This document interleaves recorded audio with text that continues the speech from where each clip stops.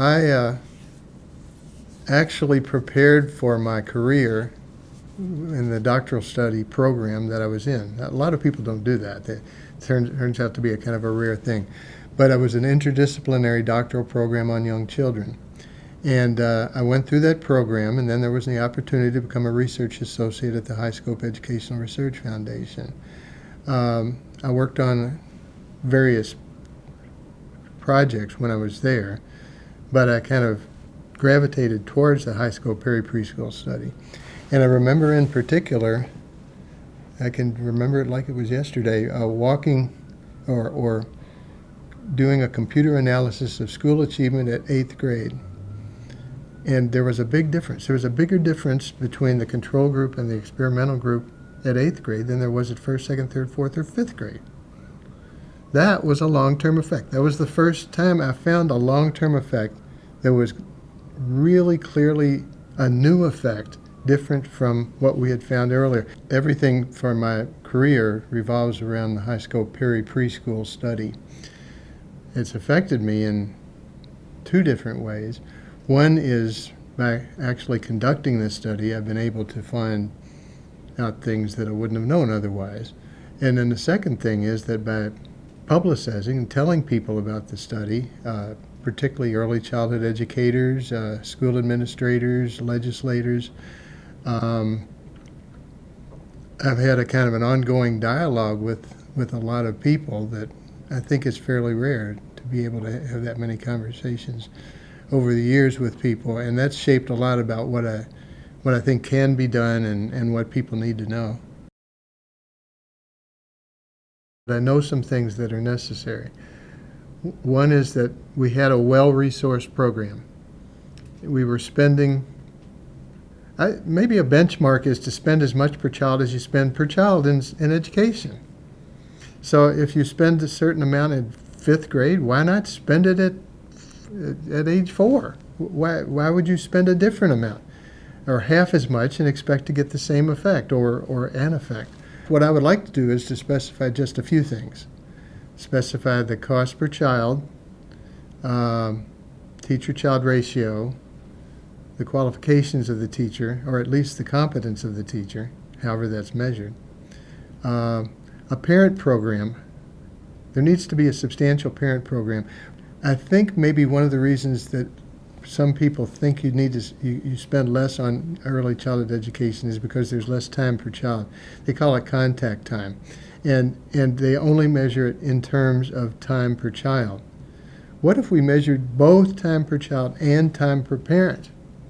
So there's contact time, but it's with different people. You're contacting different people. So you have a substantial parent program as well as a substantial child program, and bringing both of those things together is important. I would specify a number of things like that, and I'm pretty sure that those are right. Now, on the other hand, I'm talking in policy terms here. I'm talking about things that can be allocated by an administrator. There's also the question of what actually happens. What is the interaction in the program? What is the context, the climate of the classroom?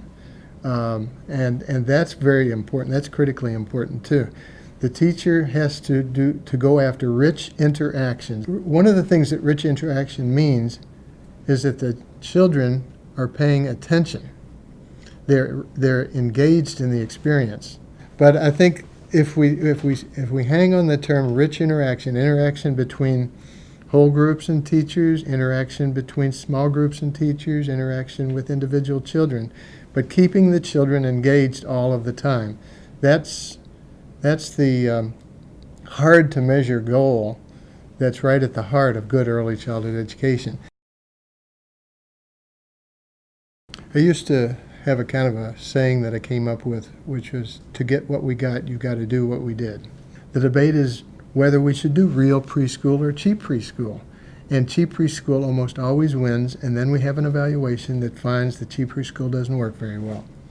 We don't need to do that anymore. We need to do real preschool and see how well that works. I think that maybe historically, some people might argue with this, but I think that historically the goal of early childhood education has been to enhance children's development.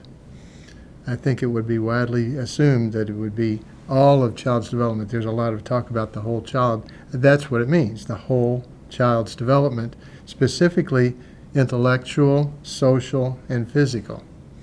And all of those dimensions are important. What happens when, in the current climate, when there's increased spending and some desire for accountability, is that it's different to measure in those three different domains. It's easy to measure achievement, but it's more difficult to measure social development, and I'm not sure about physical development. People hardly ever measure that either. So we get a narrowing of the purpose of early childhood education, and even the judgments about what constitutes a successful program. It's all in terms of achievement rather than in terms of child development. And that's a lesson from the past that we have lost, and it's too bad. What I think we could profit from a great deal is a coordinated approach to early childhood education programming and evaluation. We've got federal government with Head Start, and child care.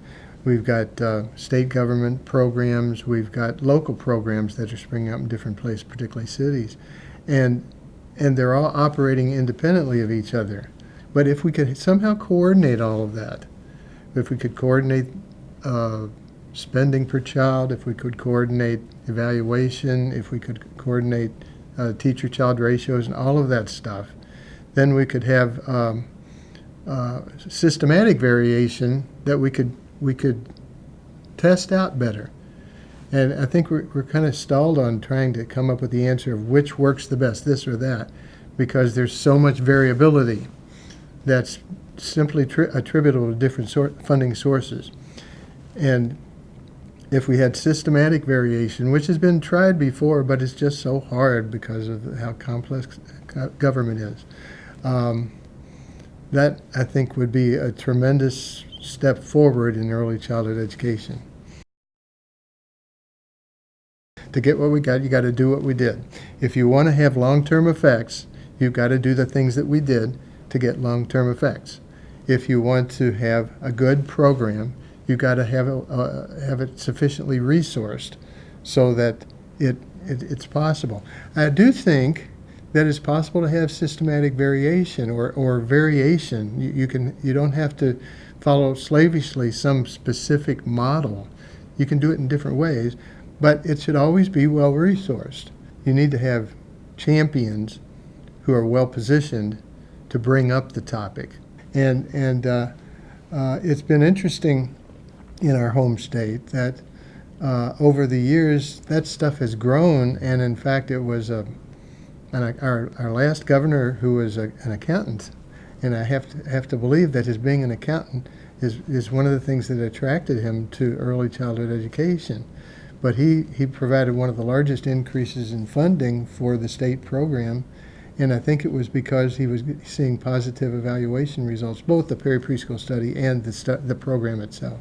The answer has to be education of the people who are making the decisions, whether it be legislators or administrators or somebody else.